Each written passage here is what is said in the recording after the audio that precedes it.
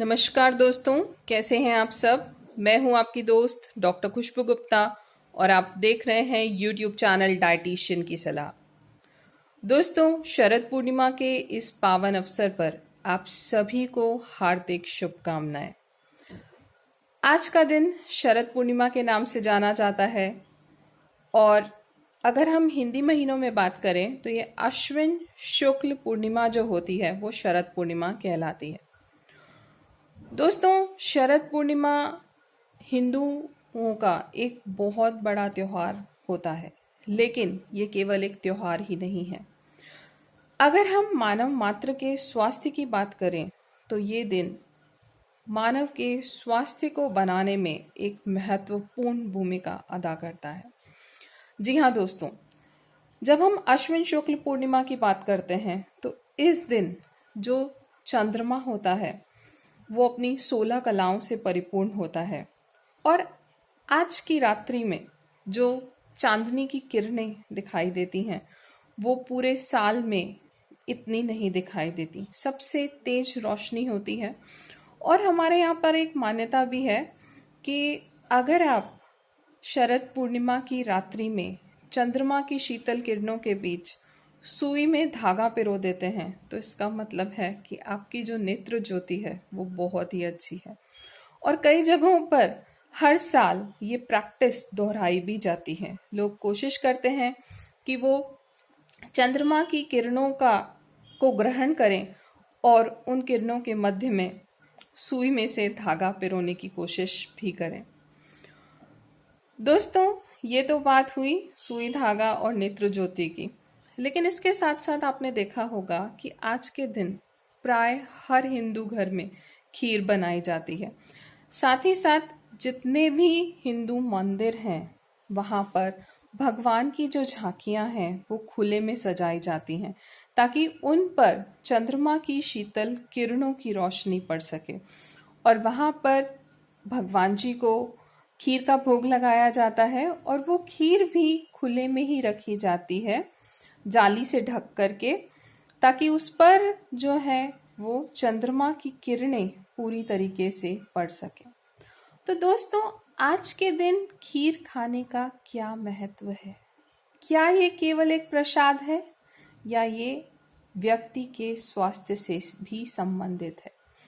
आज की वीडियो में हम यही जानेंगे। दोस्तों, जो अश्विन माह है वो हिंदी महीनों में से एक माह है और अगर हम अंग्रेजी महीनों की बात करें तो ये लगभग सितंबर अक्टूबर के मध्य आता है, क्योंकि हिंदी महीने और जो अंग्रेजी महीनों के नाम हैं और समय है उसमें थोड़ा सा फर्क पड़ता है। तो ये जो अश्विन माह होता है वो लगभग सितंबर अक्टूबर के बीच में आता है। जब हम हिंदी महीनों की बात करते हैं तो इसे दो पार्ट में डिवाइड करते हैं, कृष्ण पक्ष और शुक्ल पक्ष। शुक्ल पक्ष मतलब जब चंद्रमा की कलाएं धीरे धीरे बढ़ती हैं और पूर्णिमा के दिन आकर वो अपना पूर्ण स्वरूप ले लेता है। तो जो अश्विन शुक्ल पूर्णिमा है उसे ही शरद पूर्णिमा के नाम से जाना जाता है। अब ये जो अश्विन माह होता है वो बारिश होने के बाद आता है। श्रावण और भाद्रपद का कुछ समय जो होता है उसमें बारिश होती है बहुत अच्छे से और उसके बाद में बारिश का जो सीज़न है वो समाप्त हो जाता है।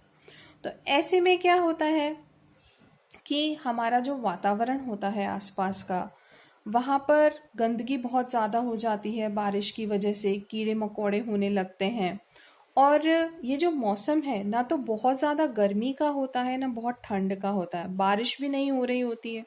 तो ऐसे में ह्यूमिडिटी जो है वो बढ़ने लगती है, गर्मी बहुत ज़्यादा बढ़ने लगती है और ये गर्मी केवल हमारे आसपास के वातावरण में ही नहीं बढ़ती बल्कि हमारे शरीर में भी गर्मी बढ़ने लगती है। तो जब गर्मी बहुत ज़्यादा हो जाती है तो उसकी वजह से क्या होगा, हमारे शरीर में विकार उत्पन्न होंगे। बिल्कुल सही बात है। तो ऐसे में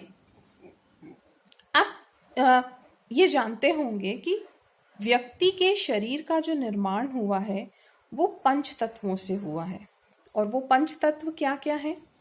पृथ्वी, अग्नि, जल, वायु और आकाश। इसका मतलब कि हर व्यक्ति के शरीर को जो ऊर्जा मिलती है वो इन 5 तत्वों से ही मिलती है। लेकिन क्या ये पांचों तत्व हर व्यक्ति के शरीर में एक निश्चित मात्रा में होते हैं? नहीं। हर व्यक्ति के शरीर में जो इन 5 तत्वों से ऊर्जा का निर्माण होता है, क्या वो एक निश्चित मात्रा में होता है? नहीं। ये तो हर व्यक्ति के शरीर की प्रकृति पर निर्भर करता है कि जो ऊर्जा बन रही है वो किस तरीके की बनेगी।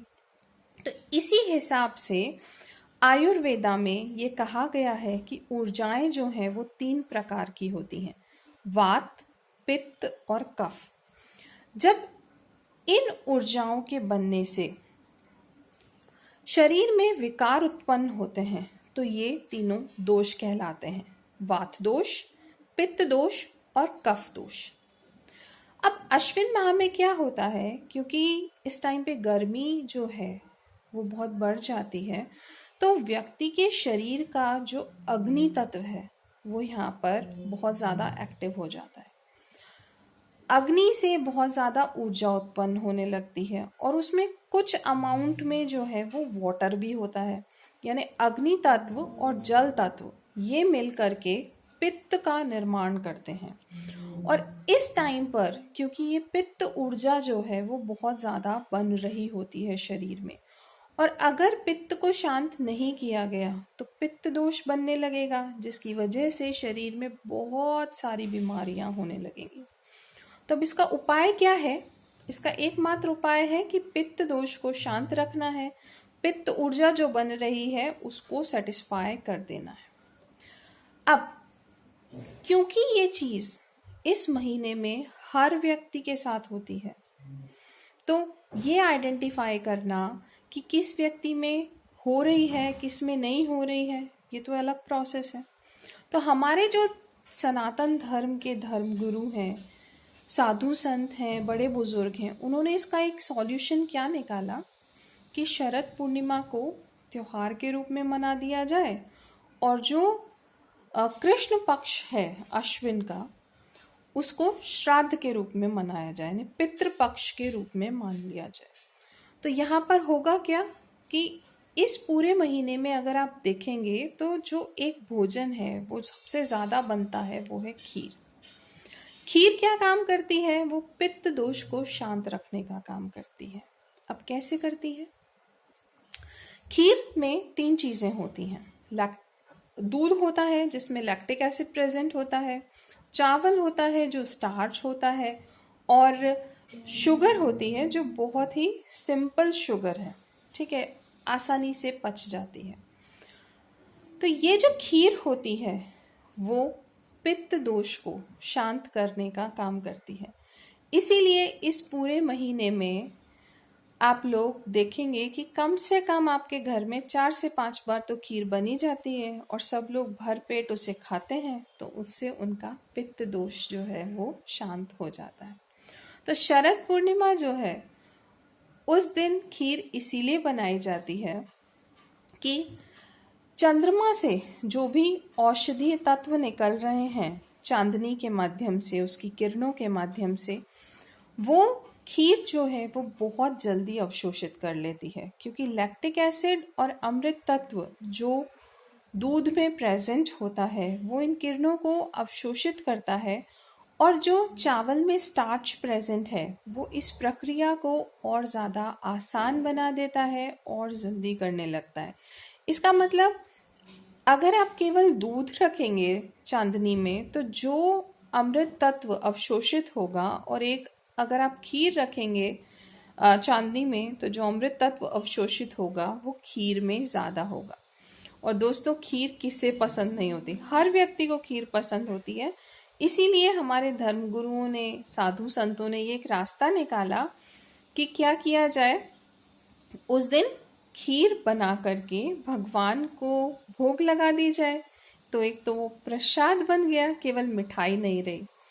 दूसरा, उसके साथ आपकी आस्थाएं जुड़ गई, और जो चंद्रमा की शीतल किरणों से जो औषधीय तत्व निकल रहे हैं वो औषधीय तत्व हर व्यक्ति तक पहुंच सके। इसलिए ये जो पर्व है, ये त्योहार है, वो मनाया जाता है ताकि हर व्यक्ति को जो पित्त दोष की समस्या हो सकती है वो नहीं हो, और साथ ही साथ जितने भी औषधीय गुण हैं जो जीवनी शक्ति को बढ़ाने का काम करते हैं, व्यक्ति के जीवन की गुणवत्ता को ऊंचा उठाने का काम करते हैं, वो भी हर व्यक्ति को मिल सके। तो ये है हमारा शरद पूर्णिमा का त्योहार, और उसमें केवल खीर ही प्रसाद के रूप में क्यों मनाई जाती है। आप देखेंगे कि पूरे भारत में इस दिन प्रसाद के रूप में केवल और केवल खीर ही मिलती है। हर जगह पर मंदिरों में भगवान को खीर का भोग लगाया जाता है और फिर उसे चांदनी रात में रखा जाता है और अगले दिन प्रसाद के रूप में वितरित किया जाता है। और दोस्तों, अगर ये खीर चांदी के पात्र में रखी जाए तो वो हो गया सोने पे सुहागा। जी हाँ, चांदी जो है वो शीतलता के लिए जानी जाती है। चांदी का जो तत्व है वो शीतलता का गुण प्रदान करता है।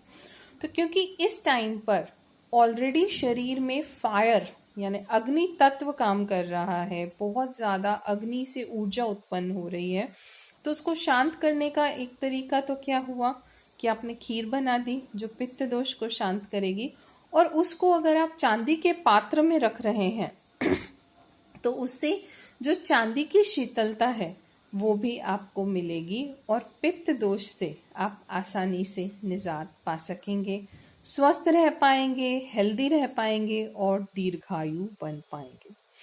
तो दोस्तों, आज की हमारी इस वीडियो में बस इतना ही। आपसे फिर मिलेंगे हमारी अगली वीडियो में किसी नए विषय पर चर्चा के साथ में। तो अपनी दोस्त डॉक्टर खुशबू को दीजिए इजाजत। नमस्कार।